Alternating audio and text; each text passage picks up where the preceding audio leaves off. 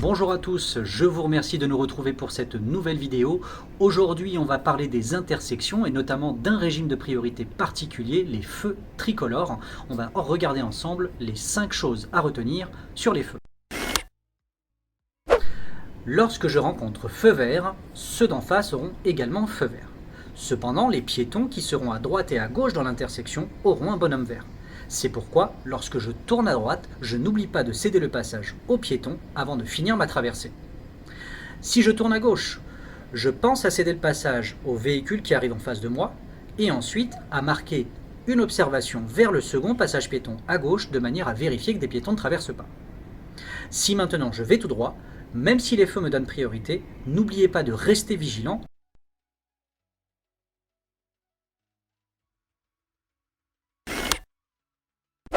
La deuxième chose à retenir, vous allez avoir des feux qui seront soit complètement éteints, soit ils clignoteront au jaune au milieu. Dans ces cas-là, la règle est simple, on appliquera 2 régimes de priorité. En premier lieu, la priorité piéton à chaque passage piéton, et en second lieu, la priorité à droite envers tous les usagers de la route. Cependant, dans certaines intersections où la priorité à droite ne serait pas adaptée, vous pourrez trouver sous le feu un panneau de régime de priorité différent. Exemple, le panneau du céder le passage. Cela voudra dire qu'à ce moment-là, vous devrez respecter toujours la priorité aux piétons, mais envers les usagers de la route, vous respecterez le panneau sous le feu. Comme dans cet exemple-là, je céderai à gauche et à droite.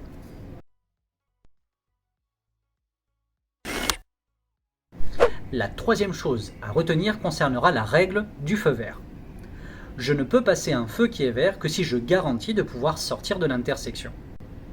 Si vous êtes en circulation et que vous approchez d'un feu qui est vert, n'oubliez pas qu'il peut l'être depuis déjà très longtemps. Pensez à ralentir votre allure à son approche de manière à ne pas être soudainement surpris par un feu qui passerait à l'orange. Si maintenant vous vous êtes bien arrêté, car le feu est rouge, faites attention à ne pas forcément suivre le mouvement des véhicules qui sont à côté de vous et qui pourraient vous masquer la visibilité vers le feu. Enfin, en cas de grand soleil, faites attention à l'excès de luminosité qui peut des fois jouer sur notre vue et effectivement nous faire croire qu'un feu est vert alors que finalement il est orange ou rouge. La quatrième chose à retenir concernera la manière de s'arrêter au feu rouge. Dans certaines situations, vous trouverez des pointillés au sol juste avant votre feu. Ces pointillés peuvent être utilisés dans 2 cas.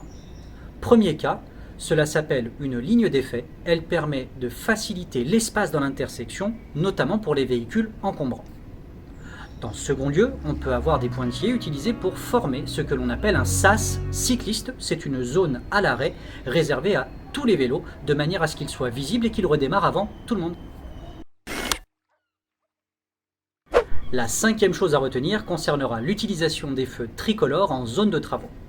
Effectivement, lorsque vous avez une zone de travaux, on peut utiliser des feux temporaires de manière à pouvoir gérer la circulation en alternance. Cela voudra dire que de chaque côté de la zone de travaux, vous trouverez un feu tricolore temporaire qui ne fonctionnera pas normalement. Effectivement, le feu clignotera en jaune tout en bas au lieu d'être vert, mais ensuite fonctionnera en cycle normal, c'est-à-dire qu'il passera bien à l'orange fixe, puis au rouge. Lorsque vous rencontrerez ce feu, cela voudra dire que vous aurez le droit de passage. Par contre, soyez vigilants, des ouvriers travaillent autour de vous, toute la chaussée peut être déformée. Donc pensez à ralentir votre allure et à bien observer autour de vous.